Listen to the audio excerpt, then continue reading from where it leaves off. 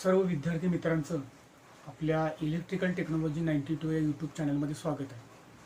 आज या व्हिडिओमध्ये आपण इलेक्ट्रिकल टेक्नॉलॉजी 92 या विषयाअंतर्गत घटक क्रमांक 2 विद्युत बेल या घटकाची माहिती घेणार आहोत। विद्युत बेलची माहिती घेणार आहोत। या व्हिडिओमध्ये आपण विद्युत बेलचा उपयोग, विद्युत बेलचे प्रकार, विद्युत बेलमध्ये कोणकोणते भाग असतात, विद्युत बेलची रचना कशी असते, विद्युत बेलमध्ये कोणकोणते दोष निर्माण होतात,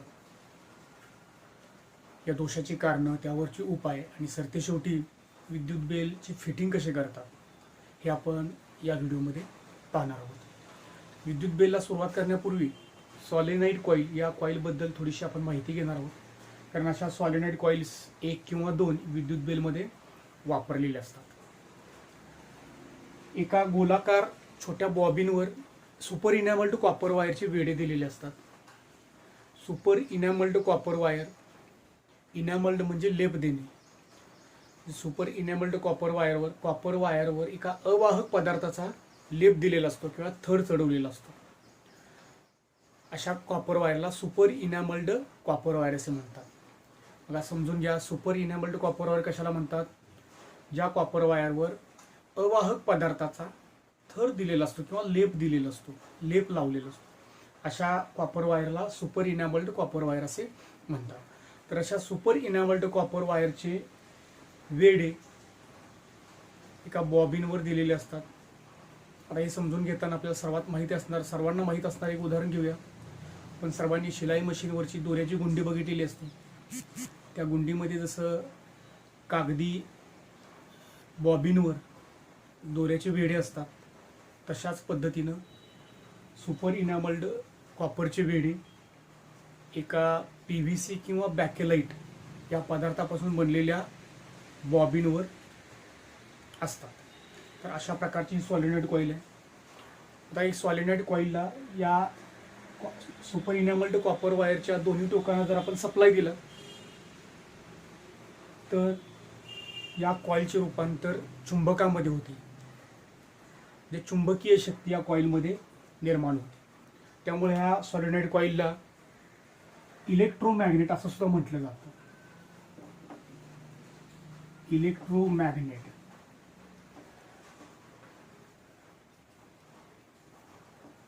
म्हणजे विद्युत शक्तीचं रूपांतर चुंबकीय शक्तीमध्ये केलं जातं। तर अशी ही सॉलिनॉइड कॉईल किंवा इलेक्ट्रोमॅग्नेट विद्युत बेलमध्ये वापरलेली असतात। विद्युत बेलचा उपयोग काय होतो? साधी सूचना किंवा धोक्याची सूचना देण्यासाठी विद्युत बेलचा उपयोग केला जातो। काही ऑफिसेसमध्ये किंवा कार्यालयामध्ये, कारखान्यामध्ये काही सांकेतिक सूचना देण्यासाठी व्हायब्रेटिंग बेलचा उपयोग कॉल बेल सारखा सुद्धा केला जातो। विद्युत बेलचे प्रकार, विद्युत बेलचं वर्गीकरण निरनिराळ्या पद्धतीने करता येतं। इथं आता या आपल्या अभ्यासक्रमामध्ये वर्गीकरणाच्या 2 पद्धती आहेत।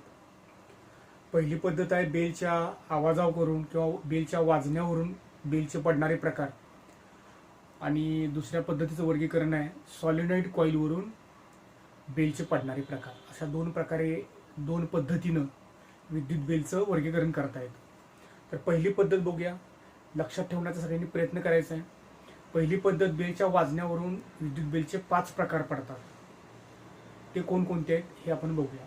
पहिल्या प्रकारचं वर्गीकरण आहे बेलच्या वाजण्यावरून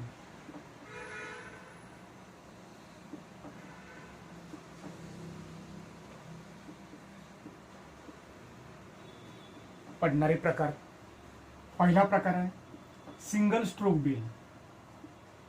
तर या बेलमध्ये बेल पुश स्विच वर आपण बटन प्रेस केलं, बेल पुश स्विचचं बटन जर आपण प्रेस केलं तर एकदाच आवाज येतो। त्यामुळे या बेलला म्हटलं जातं सिंगल स्ट्रोक बेल। पहिला प्रकार आहे। हे जे प्रकार आहेत हे बेलच्या वाजण्यावरून पडणारे प्रकार आहेत। पहिला प्रकार आहे सिंगल स्ट्रोक बेल। दुसरा प्रकार आहे व्हायब्रेटिंग बेल। व्हायब्रेटिंग बेल या बेलमध्ये जोपर्यंत बेल पुश स्विचवरचं स्विच जो आहे तो प्रेस अवस्थेत आहे किंवा दाबलेल्या अवस्थेत आहे तोपर्यंत बेलचा आवाज येत राहतो, त्यामुळे याला व्हायब्रेटिंग बेल असं म्हटलं जातं किंवा कंटिन्युअस रिंगिंग बेल, सतत वाजणारी बेल, कंटिन्युअस रिंगिंग बेल सुद्धा या बेलला म्हटलं जातं. तिसरा प्रकार आहे बझर. हा सुद्धा स्विच जोपर्यंत प्रेस केलेल्या अवस्थेत आहे तोपर्यंत हा बझर वाजत राहतो. बऱ्याचदा ऑफिसेसमध्ये बझरचा उपयोग सांकेतिक सूचना देण्यासाठी केलेला असतो. चौथा प्रकार आहे डोर चाइम्स.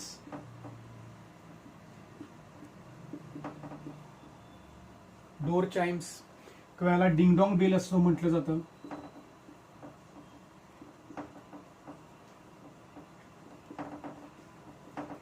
करण्याचा आवाज डिंग आणि डॉंग अशा पद्धतीने येतो, त्यामुळे या बेलला डिंगडॉंग बेल असं सुद्धा म्हटलं जातं. आणि सगळ्यात शेवटचा प्रकार आहे तो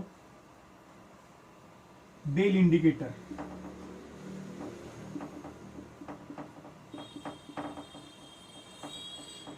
हा बेल इंडिकेटर बऱ्याचदा मोठमोठ्या ऑफिसेसमध्ये किंवा लॉजमध्ये वगैरे बेल इंडिकेटर वापरतात. मध्ये राहणाऱ्या एखाद्या व्यक्तीला वेटरला कॉल करायचा असेल तर तो रूममधील कॉल बटन प्रेस करू शकतो. कॉल बटन प्रेस केल्यानंतर मॅनेजर काउंटरला कोणत्या रूममधून कॉल आहे हे मॅनेजरला त्या इंडिकेटरवरून समजू शकतं. अशा परिस्थितीमध्ये बेल इंडिकेटर सुद्धा वापरला जातो. तर असे 5 प्रकार बेलच्या वाजण्यावरून पडतात. दुसऱ्या पद्धतीनं वर्गीकरण सॉलिनॉइड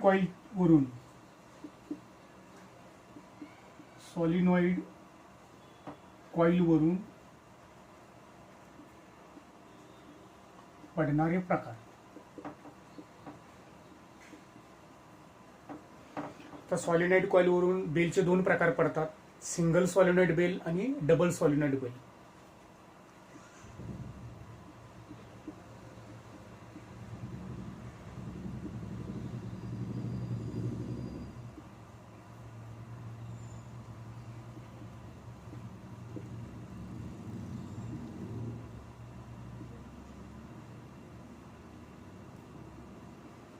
सर्वांनी हे प्रकार लक्षात ठेवायचा आहे.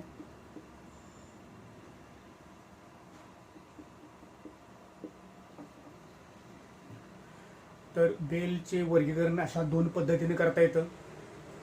पहिली पद्धत सगळ्यांनी लक्षात ठेवा, परीक्षा दृष्टिकोनातून सुद्धा महत्त्वाचे आहेत हे प्रकार, कारण परीक्षेमध्ये विद्युत बेलचे प्रकार लिहा असा प्रश्न येऊ शकतो. विद्युत बेलचे वर्गीकरण 2 पद्धतीने करता येतं. बेलच्या वाजण्यावरून विद्युत बेलचे 5 प्रकार पडतात आणि सॉलिनॉइड कॉइलवरून 2 प्रकार पडतात. बेलच्या वाजण्यावरून जे 5 प्रकार आहेत, single stroke bell, vibrating bell, buzzer, door chimes आणि बेल इंडिकेटर, असे 5 प्रकार बेलच्या वाजण्यावरून पडतात. आणि सॉलिनॉइड कॉइलवरून 2 प्रकार पडतात, सिंगल सॉलिनॉइड बेल आणि डबल सॉलिनॉइड बेल. अशा प्रकारचं वर्गीकरण विद्युत बेलचं होत असतं. विद्युत बेल कोणत्या कार्यतत्वावर काम करते, कोणत्या तत्वावर कार्य करते हे आपण आता बघूया. विद्युत बेलमध्ये सर्वसाधारणपणे 1 किंवा 2 सॉलिनॉइड कॉइल वापरलेले असतात. जेव्हा या सॉलिनॉइड कॉइलला विद्युत सप्लाय दिला जातो तेव्हा या सॉलिनॉइड कॉइलचं रूपांतर चुंबकामध्ये होतं. सॉलिनॉइड कॉइलमध्ये चुंबकीय शक्ती निर्माण होते. या चुंबकीय शक्तीमुळं सॉलिनॉइड कॉइलच्या वरच्या बाजूला एक आर्मेचर, एक पट्टी असते, ही सॉफ्ट आयर्नपासून तयार केलेली असते. साधारणतः त्या आर्मेचरचा अर्धा भाग सॉफ्ट आयर्नपासून तयार केलेला असतो आणि अर्धा भाग हा कडक असतो किंवा हार्ड असतो, तो स्प्रिंगसारखं कार्य करतो. तर असा हा आर्मेचर सॉलिनॉइड कॉइलकडे ओढला जातो. या आर्मेचरच्या एका बाजूला क्लॅपर किंवा हॅमर बसवलेला असतो आणि हॅमर घंटीवर आदळतो आणि अशा प्रकारे बेलमधून आपल्याला आवाज येतो. तर अशा पद्धतीची सर्वसाधारण कार्यपद्धती आहे प्रत्येक बेलची. यामध्ये थोडाफार प्रत्येक प्रकारामध्ये थोडाफार फरक आहे, प्रत्येकाची रचना थोडीफार वेगवेगळी आहे. अशा पद्धतीनं बेल विद्युत प्रवाहाच्या चुंबकीय तत्वाच्या परिणामावर कार्य करत असतो. विद्युत बेलचं कार्यतत्व इथं सगळ्यांनी लक्षात ठेवायचं आहे. विद्युत बेल ही विद्युत प्रवाहाच्या चुंबकीय तत्वाच्या परिणामावर कार्य करत असते. थोडक्यात सांगायचं झालं तर विद्युत बेलमध्ये विद्युत शक्तीचं रूपांतर चुंबकीय शक्तीमध्ये केलं जातं, चुंबकीय शक्तीचं रूपांतर यांत्रिक शक्तीमध्ये केलं जातं आणि यांत्रिक शक्तीचं रूपांतर ध्वनिलहरीमध्ये करण्याचं काम विद्युत बेल करत असते. आता विद्युत बेलचे जे 5 प्रकार आहेत, त्या प्रत्येक प्रकाराची रचना कशी असते, कोणकोणते भाग असतात आणि कार्यपद्धती काय, हे आपण आकृतीच्या सहाय्यानं समजावून घेऊया. स्क्रीनवर जी आकृती दिसत आहे ती सिंगल स्ट्रोक इलेक्ट्रिक बेलची आहे. सिंगल स्ट्रोक इलेक्ट्रिक बेलचे प्रमुख 4 भाग पडतात. पहिला भाग आहे बॉडी किंवा फ्रेम. बॉडीमध्ये बेस आणि कव्हर असे परत 2 भाग पडतात. हे दोन्ही भाग रिजिड मोल्डेड बॅकलाइट किंवा PVC पासून बनवलेले असतात. बेसवर सॉलिनॉइड कॉईल, आर्मेचर संच आणि घंटी बसवतात. हे सर्व घटक बसवल्यानंतर त्यावर झाकण किंवा कव्हर बसवलेले असते. दुसरा भाग आहे इलेक्ट्रोमॅग्नेट किंवा सॉलिनॉइड कॉईल. काही बेल्समध्ये 1 तर काही बेलमध्ये 2 सॉलिनॉइड कॉईल असतात. या सॉलिनॉइड कॉईल सुपर इनॅमल्ड कॉपर वायरपासून बनवलेले असतात आणि त्या सुपर इनॅमल्ड कॉपर वायर PVC किंवा बॅकेलेटच्या गोलाकार बॉबिनवर गुंडाळलेले असते. या कॉईलच्या गाभ्यामध्ये कोर असतो आणि या कॉईल्स सिरीजमध्ये जोडलेले असतात आणि त्यांची टोके टर्मिनलला आणून जोडलेली असतात. तर अशा प्रकारचा जो दुसरा भाग आहे तो इलेक्ट्रोमॅग्नेट किंवा सॉलिनॉइड कॉईल. इलेक्ट्रिक बेलचा, सिंगल स्ट्रोक इलेक्ट्रिक बेलचा तिसरा भाग आहे आर्मेचर. आर्मेचरला निम्मा किंवा त्यापेक्षा जास्त भाग हा सॉफ्ट आयर्नपासून बनवलेला असतो आणि त्याच्या अर्ध्या भागामध्ये स्प्रिंगचा गुणधर्म असलेली कडक पट्टी असते. तिच्या पुढच्या तोंडाशी धातूची छोटीशी गोळी असते. याला हॅमर किंवा क्लॅपर म्हणतात. आर्मेचरचे एक टोक स्थिर असते तर दुसरे टोक मोकळे असते. आर्मेचरवर खाली ॲडजस्टिंगसाठी स्क्रूची योजना केलेली असते. अशा प्रकारचा हा तिसरा भाग झाला आर्मेचर. आणि चौथा भाग जो आहे घंटी. घंटी म्हणजेच स्टील किंवा पितळीची वाटी होय. घंटी म्हणजे स्टील किंवा पितळीची वाटी असते व ती बेसच्या निमुळत्या भागावर स्क्रूच्या साहाय्याने बसवलेली असते. या वाटीवर टोल आपटताच आवाजाची निर्मिती होते.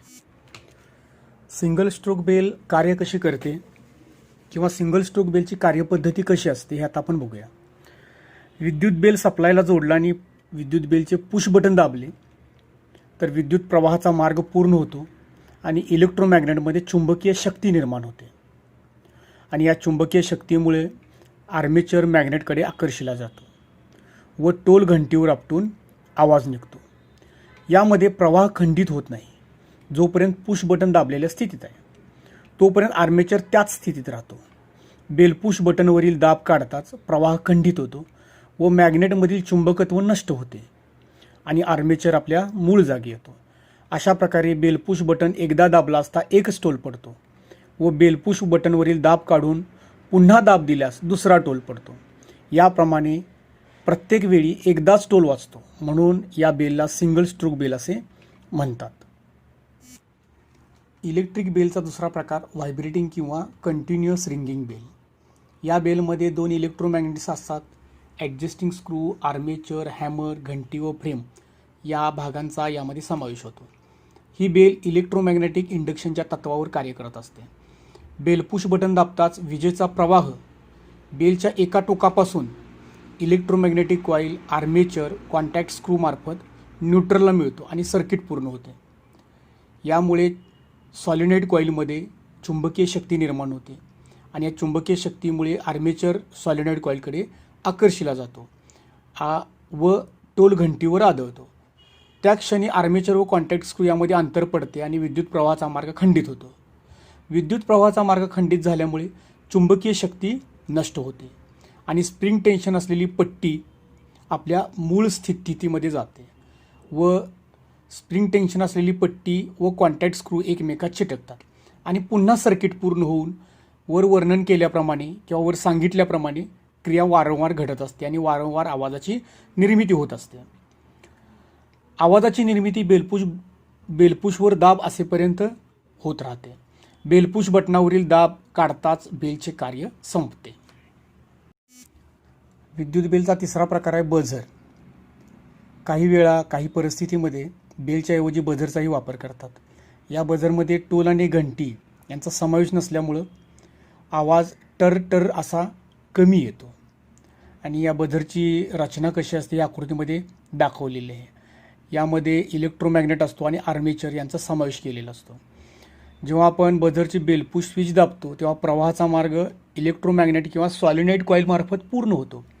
त्यामुळं त्या सॉलिनॉइड कॉईलमध्ये चुंबकीय शक्ती निर्माण होते व आर्मेचर मॅग्नेटिक कॉईलकडे आकर्षला जातो.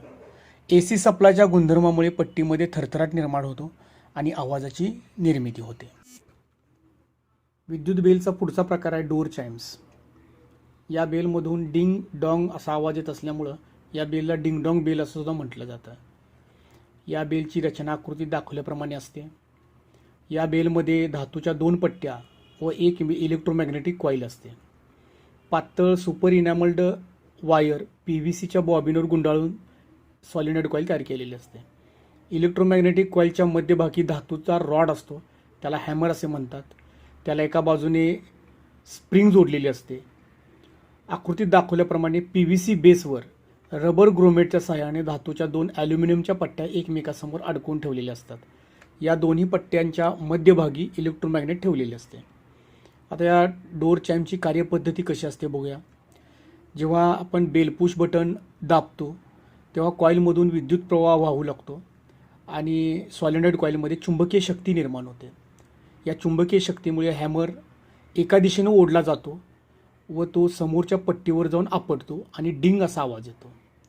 बेल पुश बटनवरील बोटाचा दाब काढताच इलेक्ट्रिक करंटचा किंवा विद्युत प्रवाहाचा मार्ग खंडित होतो.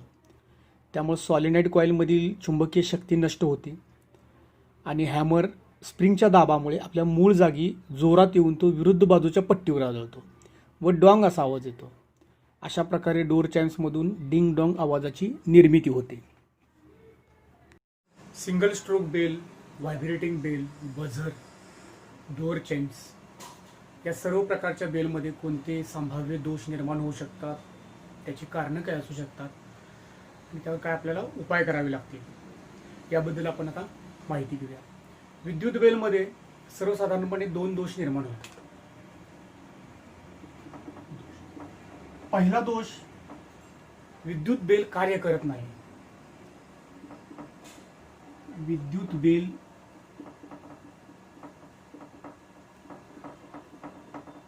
कार्य करत नाही, हा पहिला दोष आहे. हा कॉमन दोष, सर्व प्रकारच्या बेलमध्ये संभाव्य दोष हा निर्माण होऊ शकतो. आणि दुसरा दोष आहे,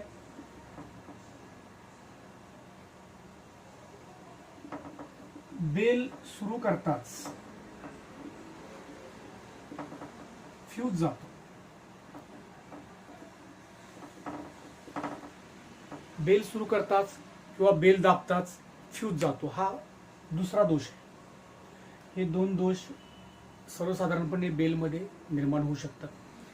जर पहिला दोष आपण गृहीत धरला, पहिला दोष बेल कार्य करत नाही हा जर दोष असेल त्याची 3 कारणं असू शकतात. पहिलं कारण आहे सॉलिनॉइड कॉईल किंवा इलेक्ट्रोमॅग्नेटिक कॉईल जे आहे त्या कॉईलमधील कॉपर वायर कट झालेली असू शकेल, म्हणजे विद्युत बेलचं सर्किट ओपन झालेलं असू शकेल.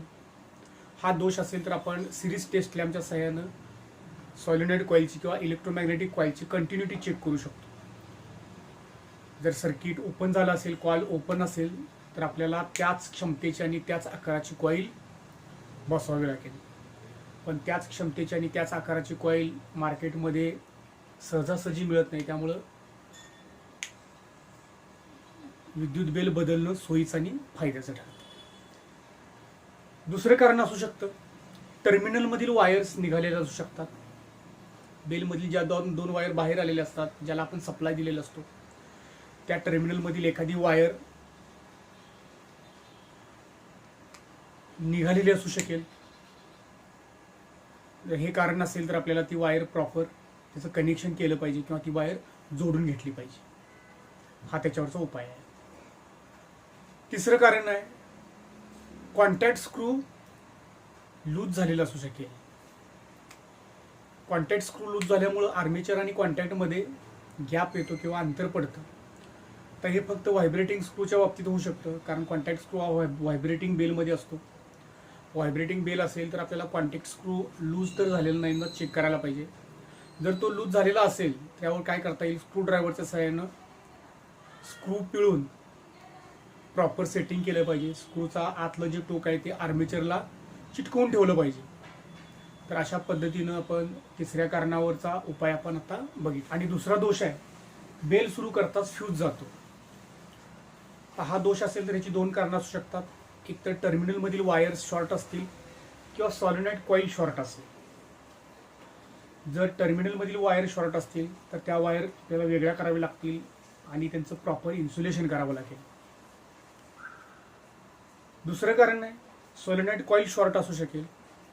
सॉलिनॉइड कॉईल शॉर्ट आहे किंवा नाही हे आपल्याला सिरीज टेस्ट लॅम्पनं चेक करता येईल. सिरीज टेस्ट लॅम्प जेव्हा आपण कॉईलला जोडतो आणि टेस्ट लॅम्पचा दिवा प्रखर प्रकाशित होतो तेव्हा सॉलिनॉइड कॉईल शॉर्ट आहे असा त्याचा अर्थ आहे किंवा असा अनुमान आपण काढू शकतो. अशा पद्धतीनं टेस्ट सिरीज लॅम्पच्या सहाय्याने आपल्याला सॉलिनॉइड कॉईल शॉर्ट आहे किंवा नाही हे चेक करता येईल. जर सॉलिनॉइड कॉईल शॉर्ट असेल तर आपल्याला त्याच क्षमतेची आणि त्याच आकाराची दुसरी सॉलिनॉइड कॉईल इथं बसवावी लागेल.